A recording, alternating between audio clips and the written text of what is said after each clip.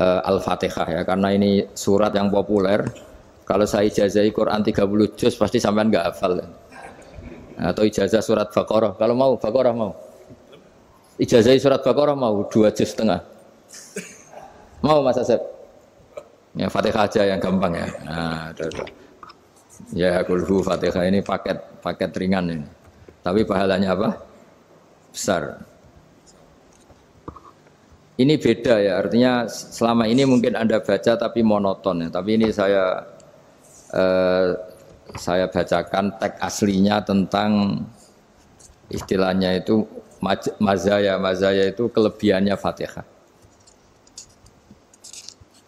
Saya baca Arabnya dulu, nanti ini terakhir ya, ijazah tadi kan saran-saran umum tentang sosial. Ya, pokoknya jadikan kebaikan itu punya nilai sosial yang baik lah. Jadi nanti orang yang nggak amanah nggak laku, ya calon bupati, gubernur, presiden yang nggak amanah juga nggak laku. Begitu juga kiai yang tidak amanah juga nggak laku, suami yang nggak amanah juga nggak laku, istri yang nggak amanah juga. Sehingga kebaikan ini jadi nilai sosial yang dalam tanda kutip sudah keniscayaan. Yang diinginkan Allah itu seperti itu, bukan kebaikan yang dipaksakan karena kekuatan negara. Maksudnya kalau bisa kebaikan itu tidak usah dipaksakan. Memang sudah satu kebutuhan. Kayak cerita-cerita di negara maju itu, bahkan apapun jatuh itu nggak ada yang ngambil apa itu. Makanya gambarannya Mekah Medina kan gitu kan, barang jatuh nggak ada yang berani apa ngambil itu, saking sudah jadi sistem. Nah, sehingga banyak negara di Eropa itu yang sampai nggak punya tentara, nggak punya polisi karena kebaikan sudah. Nah kita kan masih capek, polisinya aja capek, apalagi masyarakatnya, karena ya kebaikan itu belum jadi nilai apa bersama. Nah kita selain ditopang negara, ada polisi, ada tentara, itu kita usahakan kebaikan itu jadi nilai apa bersama. Tadi wa'tamiru bainakum bima'ruf. Dan kita punya reputasi yang bagus dalam bab ini. Saya masih ingat kecil saya itu yang jilbaban hanya keluarga kiai. Sekarang rata-rata masyarakat itu jilbaban. Dulu yang sekolah SMP, SMA itu jilbaban kadang dulu malah dilarang ya, harus sama seperti itu seragamnya. Sekarang sudah boleh. Dan nyaman. Lama-lama yang dapat simpatik ya yang pakai pakaian model tertutup seperti itu. Lama-lama gamane cara wong golek mantu ya golek yang seperti itu daripada yang blodor.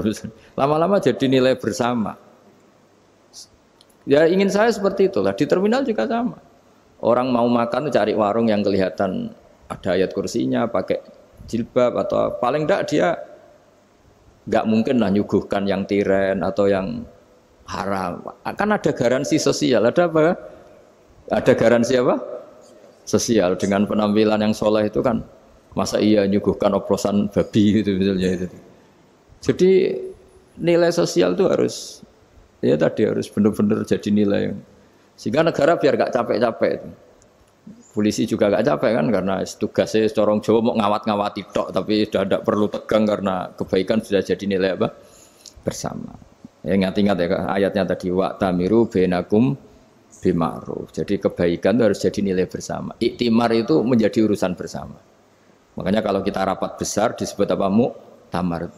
Muktamar itu urusan bersama. Ya tadi, imamnya sholat juga menopang Gojek karena enggak lama-lama nopang Grab, nopang Kernet, nopang penjaga Indomaret, penjaga bensin, pom bensin. Lah dia hanya punya waktu 5 menit terus imamnya baca Baqarah kan. Iya imamnya mursyid, mungkin dia tambah lama tambah dapat aplaus dari muhibbinnya, tapi makmumnya dia tambah lama tambah dapat penghormatan dari pecintanya, tapi kitanya wah khusyuk wali kan, dia dapat status naik lah, kita yang sudah tidak ikut jadi wali diganggu apa pekerjaannya. Kalau ada imam seperti itu sampai mufarokoh saja, niat ya Allah sampai sini saja saya makmum orang itu, silakan orang itu punya urusan sendiri dengan jenengan ya sudah, atau salib saja apa. Nah, itu boleh kalau dalam fikih namanya apa mufarokoh. Mufarokoh itu niat, tapi kamu jangan langsung selonong mufarokoh, niat dulu pamit sama Allah bahwa sekarang mau mufarokoh. Ya, tapi ya jadi sholat yang aneh kan, imamnya masih rukuk, kamu terus sujud, terus apa-apa selesai ya. Mungkin dalam pandangan itu orang lain ini maksudnya makmum gimana ini kok begini. Tapi sudahlah Allah Maha tahu. Nah, insya Allah dimaklumi. Ya saya baca tentang Fatihah ya, karena sampean pasti sering baca Fatihah. Supaya apa? Sekaligus jadi jimat lah gitu. Jadi kalau kamu sering di jalan-jalan yang mungkin sepi atau mungkin kan tidak semua teman Grab itu nasibnya bagus yang di Semarang Jogja. Mungkin yang di Kalimantan di Papua kan ada yang 10 kilo gak ketemu rumah, ya kan? Ya lihat di TV-TV itu kan kasihan kan. Sudah 10 kilo gak ketemu rumah, penumpangnya kewekar preman tuh kan. Ini makan orang enggak kan gitu. Kan ujiannya dua. Kalau penumpangnya cantik itu ya kecoba syahwat, kalau preman takut. Jadi orang itu selalu ujian itu. Sing sedengan itu kan jarang orang itu. Jadi kalau penumpangnya perempuan cantik ujiannya itu syahwat, kalau preman ujiannya ketakutan. Kalau orang yang lemah bawa uang ujiannya kamu ingin garong. Jadi hidup itu memang semuanya ujian. Liyabluwakum ayyukum ahsanu amala. Makanya saya sering ditanya oleh teman-teman, Gus, nah ujiannya kenal wong wedok elek piye sama? Kenal wong ayu ujiannya syahwat, kenal wong elek ujiannya ngenyek, itu sama-sama dosa. Syahwat ya dosa, ngenyek juga dosa. Wah elek keriting untune metu ya dosa ngomong gitu. Kadang-kadang orang berpikir enak kancanan wong elek gak dosa. Kata siapa kancanan wong elek itu ya dosa karena bawaannya ngenyek. Ngenyek itu menyepelekan itu. Makanya saya itu ya nggak mau berteman sampean. Nanti kan bawaannya ngenyek atau seneng ya tidak tahu saya. Ya sudah ada takdir saja kalau ketemu ya tak ulang ngaji gitu. Tapi ini ngaji terakhir, setelah ini ngaji biasa aja, tidak usah resmi gini. Ngaji kok resmi aneh. Pokoknya nanti suatu saat kalau pandemi sudah berlalu saya akan ngaji Rebone, lalu ini ngaji. Ini ngaji yang kurang bagus karena ngatur kiai kurang berkah ini. Nanti tapi ya lumayan lah masih mau ngaji. Ngaji kok tanggal ini jam ini. Sekarang suatu saat kamu tak panggil, Mas Wahyu datang ke sini jam ini tidak mesti bisa. Mungkin pas ada acara apa, oh, maaf ke sini pas ngecek pas apa. Gitu. Jadi ya sudah tapi tak maafkan enggak apa-apa. Takdir ya. Tak bacakan supaya sampean tahu keramatnya bismillah. Nah, sebelum saya bacakan bismillah Fatihah tak beritahu tentang ilmu tafsirnya karena ini penting sekali. Fatihah itu dawuhnya Allah, tentu itu dawuhnya Allah. Saya ulang lagi itu kalamullah. Tapi yang sudah diberikan kesampaian ke kita semua. Sehingga seakan-akan itu menjadi dawuhnya kita ke Allah. Jangan salah loh ya. Fatihah itu dawuh Allah tapi sudah diberikan ke kita. Sehingga posisi kita itu yang punya itu. Nah kenapa ini perlu dijelaskan? Karena nanti ada kalimat iyyaka na'budu wa iyyaka nasta'in. Kalau itu masih kalam Allah, berarti Allah ngomong ke kamu, ngendikan ke kamu, kepadamu aku menyembah. Masa Allah menyembah kamu? Nah sehingga ilmu tafsir itu menyelesaikan itu dulu ya. Saya ulang lagi ya, sebelum sampean sering baca Fatihah, aku yakin ya sering baca. Tapi barokahnya tidak paham itu tidak pernah janggal. Enggak paham itu ya penting supaya tidak iskal, tidak janggal. Sebetulnya di kalimat itu ada yang janggal. Kalau Fatihah itu kalimatnya Allah atau kalam Allah, bagaimana dengan kata-kata iyyaka na'budu? Masa Allah ngendikan ke kita, kepadamu kami menyembah. Masa Allah menyembah kita? Maka penyelesaiannya secara ilmu tafsir gimana? Semua ulama mengatakan, bukan satu dua, semuanya mengatakan di Fatihah itu semuanya diberi kawalan kalimat. Saya ulang lagi ya, di Fatihah itu semuanya diberi awalan kalimat qulu, katakan wahai hambaku begini. Ya, katakan wahai hambaku begini. Nah, begini ini pelajaran dari Allah yang sudah diberikan ke kita. Terus kita mengatakan bismillahirrahmanirrahim, alhamdulillahirabbil, termasuk kita mengatakan iyyaka na'budu wa iyyaka nasta'in. Jangan bayangkan Allah ngendikan ke kita. Kalau Allah ngendikan kita berarti gini, hei wahyu ihdinas siratal mustaqim, tunjukkan saya jalan yang benar. Nah nanti kamu terus, ya Allah Anda aja minta tolong saya minta tolong siapa kan, jadi panjang kan.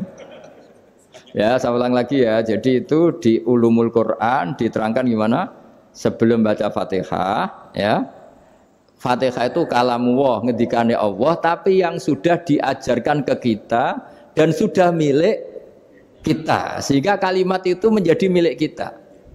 Tapi ya kalamullah, tetap kalamullah, tapi sudah menjadi milik kita. Sudah paham ya? Ya pinter nah. Ya, karena kalau tanpa penjelasan seperti ini, Anda akan iskal. Bagaimana Allah iskal itu janggal? Bagaimana Allah mengatakan iya karena butuh? Kan jadi aneh kan? Ya, jadi tak jelaskan secara ilmiah ya. Jadi kata ulama-ulama tafsir, ayat-ayat Quran seperti ini sebetulnya dimulai dari kulu apa? Meskipun nggak dilafatkan. Itu kan sama dengan qul huwallahu ahad Muhammad, katakan kalau Tuhan itu satu. Ya namanya Quran itu kan kalam Allah membina nabinya, membina umatnya. Makanya dikatakan atau enggak, di sini tersembunyi kata qulu, katakan. Ya, jadi ya ibarat apa itu? Kamu ngajari anak kamu lah, panggil jenengan bapak kulo.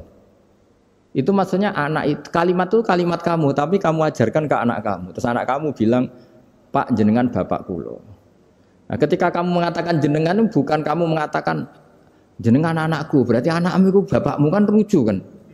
Anak kamu ajari jenengan bapak kulo, kamu engkau bapak saya.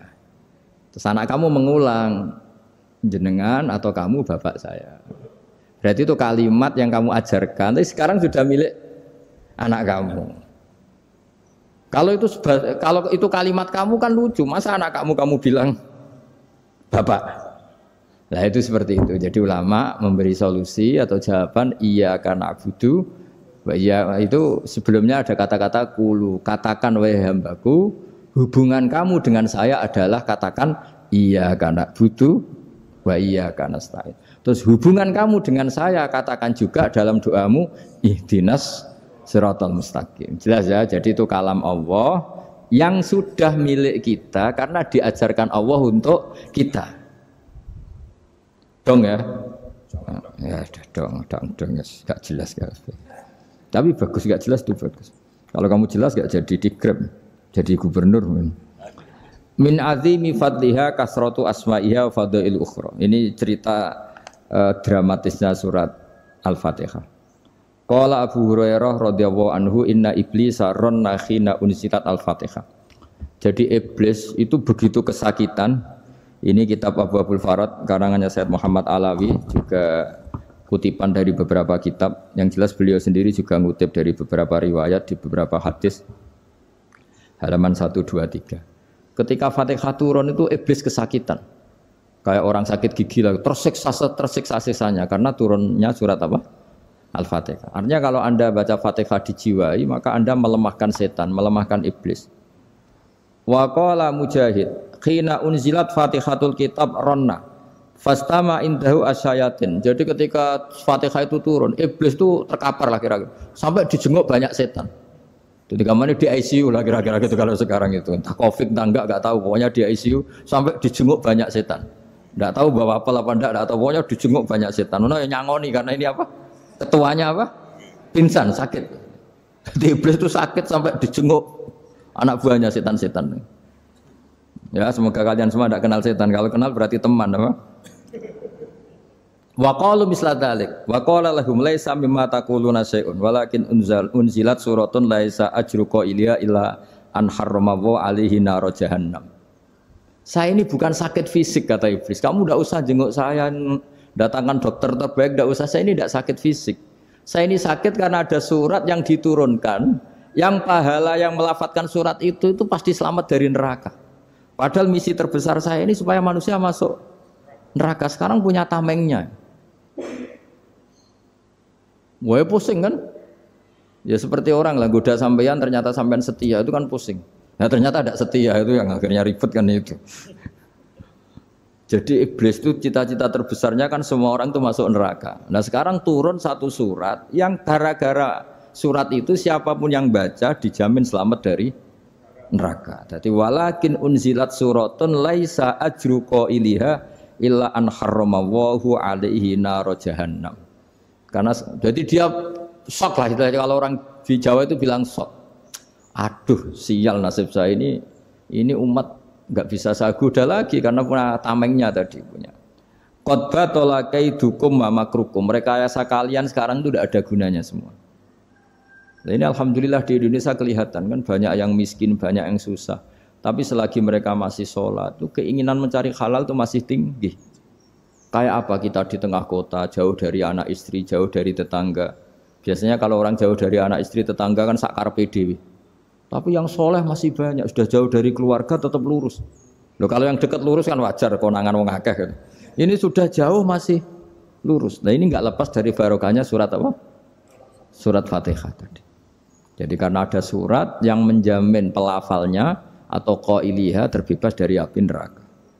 Wa qalat as-sayatinu lahu is ayyusa'in ta'muruna ya maulana.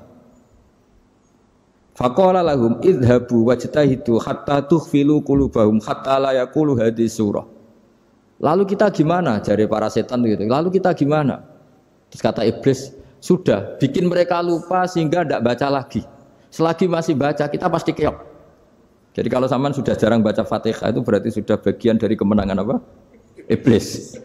Jadi kalau sampean sudah jarang baca Fatihah itu berarti bagian dari kekalahan Anda, kemenangan iblis. Masih sering baca? Berapa kali? 5 kali sholat. Terus apa lagi? Kalau ngajarin anak-anak itu juga saya doa itu juga. Kok 5 kali tok itu? Berarti pas sholat fardu tok itu? Enggak 5 kali itu mendingan itu 17. Kamu itu ngitungnya jangan 5 ini. 5 waktu saja. 5 waktu itu berarti lumayan kan? Berapa? 17 ya? Ya. 17 ya? Ya. 17 tapi kalau makmum tuh sering separuh kan, apalagi makmum tarawih. Ya kan? Makmum tarawih itu bacanya Fatihah ada yang sempurna enggak ya? Ya enggak lah. Baru alhamdulillahirabbil alamin imam ruku ikut ruku gitu. Makmum kan yang tarawih lah Mas. Kalau tarawih jarang sempurna ya. Fatihahnya itu. Kan imam sudah ruku. Kamu bacanya Fatihah sampai mana? Baru setengah ya. Ya paling pas tarawih aja kan enggak sempurna ya. Apalagi kalau imamnya sing kilat tuh waduh malah. Nah, ketika Fatihah itu sebegitu keramatnya, sebegitu topnya, itu setan rapat, singkat cerita itu yang tadi dipimpin oleh iblis yang sedang terkapar apa? Terus tali obatnya enggak ada, cuma dia shock karena ada surat yang turun yang melafatkan itu pasti selamat dari apa? Neraka. Nah ini gimana saran Anda? Terus sarannya adalah bikin orang-orang itu lupa, tidak baca Fatihah. Nah ini rapatnya iblis. Idhabu wajtahidu hatta tukhfilu qulubahum hatta la yaqulu hadhihi surah. Kala yuksiru qira'ataha wa la yakunu lahum ajrun wa thawabun bal yakunu lahum adzabun wa iqabun.